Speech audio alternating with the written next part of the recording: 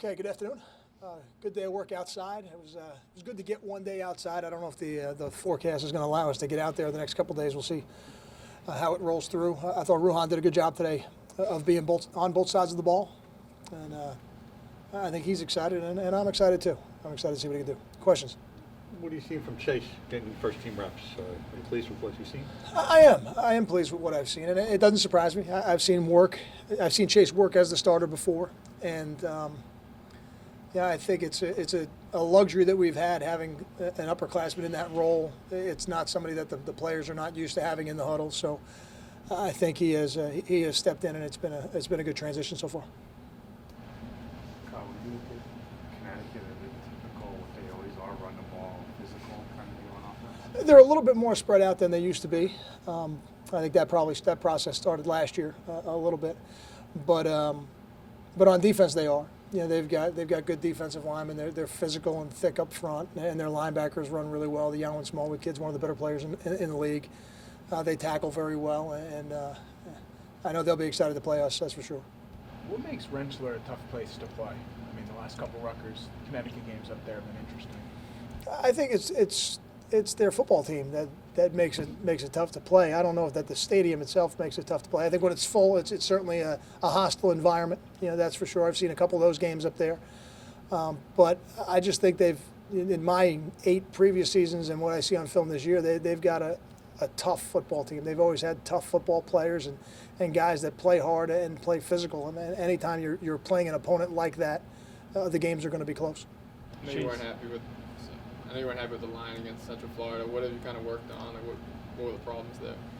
I think it's always a matter of details and winning your one-on-ones, and that's something you work on every week. And I don't ever want to take credit away from our opponent because it's never just you. You know, they have something to do with that. They've got talented players and they've played good defense all year. But I think there are things fundamentally and from a communication standpoint that we can do better. And I've seen us do them better in practice, but we got to ultimately do them better in the game. That's where you're judged. I mean, based on your background, do you get a little more hands-on with offensive line than maybe you would with receivers or something like that? Well, we've got more offensive line coaches on the staff, I think, than most programs, between myself and Coach Prince and Coach Wilson and Coach Robo and Coach Stapleton. So I think it's important for me to be the head coach, you know, and I think I need to be hands-on really with all the positions, not just that one.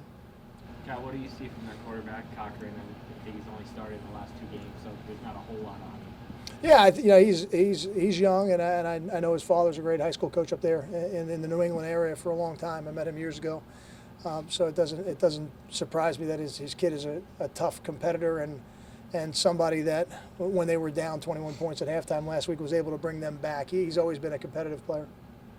Do you talk much about the team bowl eligibility and all that stuff, or is it not conversation list? We speak about the bigger picture really on the first day of the week. You know, so for us that was on Monday this week because that was our first work day of the week, and I think I've always felt it's always best to reference it and put it out there because you cannot insulate yourself from it. You know, I think the players are aware of what the situation is, and I want to just make sure that they understand what the situation is. And after that, if any of those things that serve as motivation are great, but the ultimate motivation is to be 1-0, and the ultimate focus has to be on 1-0 because something like bowl eligibility is a product of being 1-0. It's not something that you go out and do directly.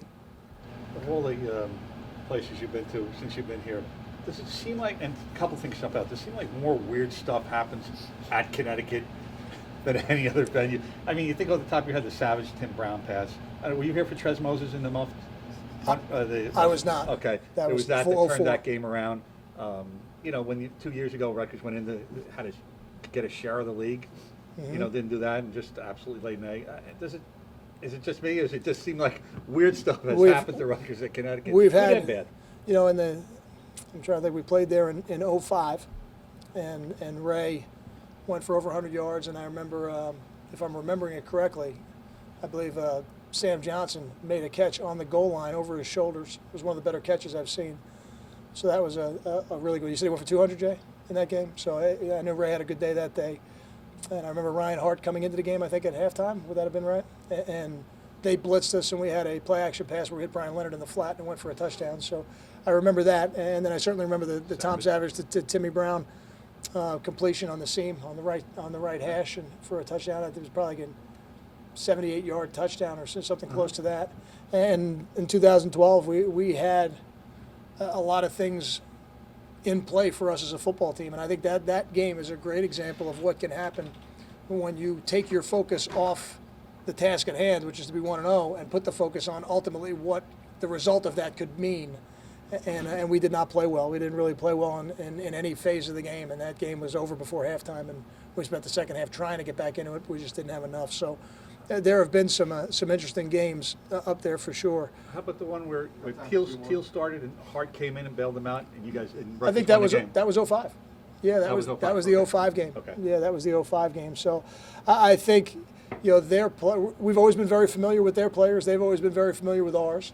Most of their players and most of ours come from the same areas.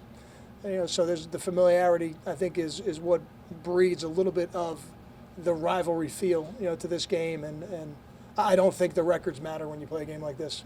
Obviously, you're confident about having Lujan play both ways, but is there a worry for you about having to do two things? Is there an inhibition there that made you think maybe this isn't a good idea, just because of the multiple responsibilities he's going to have and the time aspect of it?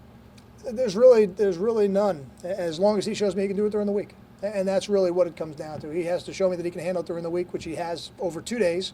Now we'll do another install tomorrow and see how he handles that. But he's worked very hard off the field, in terms of managing his time. And I thought he had a good practice today. So we'll just take it one day at a time. Nice, Kyle. Thank you. Nice, Kyle. Thank you.